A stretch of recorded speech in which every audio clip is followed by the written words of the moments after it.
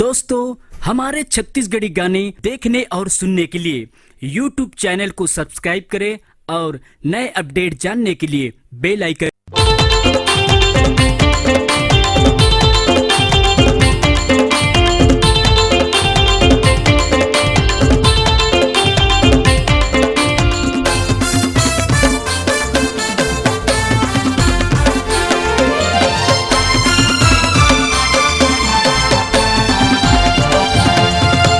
हुसैन के ठेला में बैठे अकेला आवत रे टूरी रन बोल घूमेला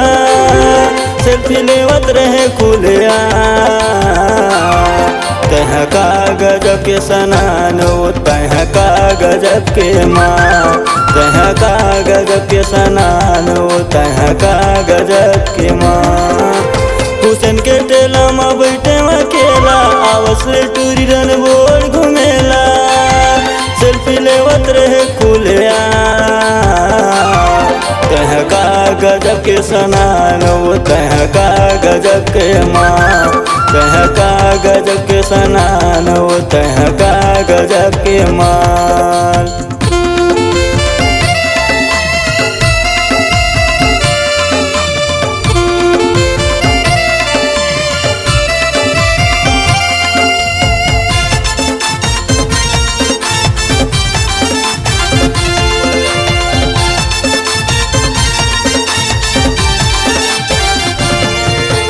दिन सोमवार के होते ओ रानी रनपुर गाँव के बाजार बैकुंठ पारा माँ पूछ लगे रे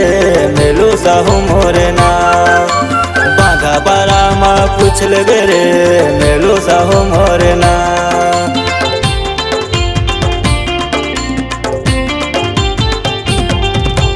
दिन सोमवार के होते ओ रानी रनपुर गाँव के बाजार बैकुंठ पारा माँ पूछ लगे रे मेलू साहू मोरे ना बांधा पारा माँ पूछ लगे रे मेलू साहू मोरे ना। हुसैन के ठेला माँ बैठे अकेला आवस रे टूरी रन बोल घूमेला सेल्फी लेवत रहे खुलिया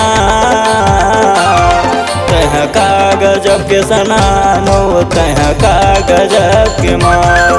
तूरी दिक्कत हवे सनान तह का गजब के माँ।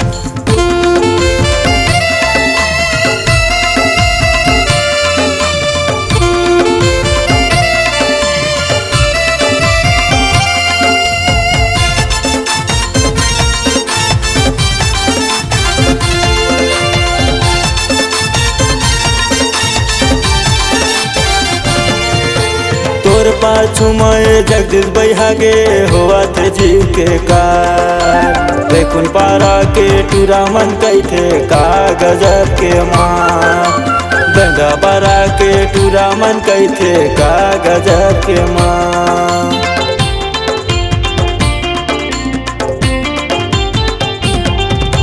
तोर पाछू माए गंगू बैहागे हुआ थे जीव के कार बैकुंठ पारा के टूरा मन कैथे का गजब के माँ बैकुंठ पारा के टूरा मन कैथे का गजब के माँ। हुसैन के ठेला में बैठे अकेला आवस रे टूरी रन बोल घूमेला सेल्फी लेवत रहे खुलिया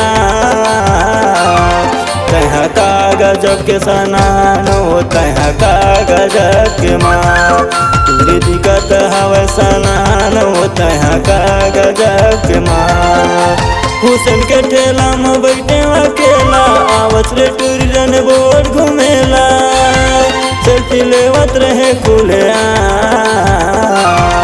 तह का गजब के सनानो तह का गजब के माँ तूरी दिक्कत हवे सनान तह का गजब के माँ तह का गजब के माँ तह का गजब के माँ तह का गजब के सना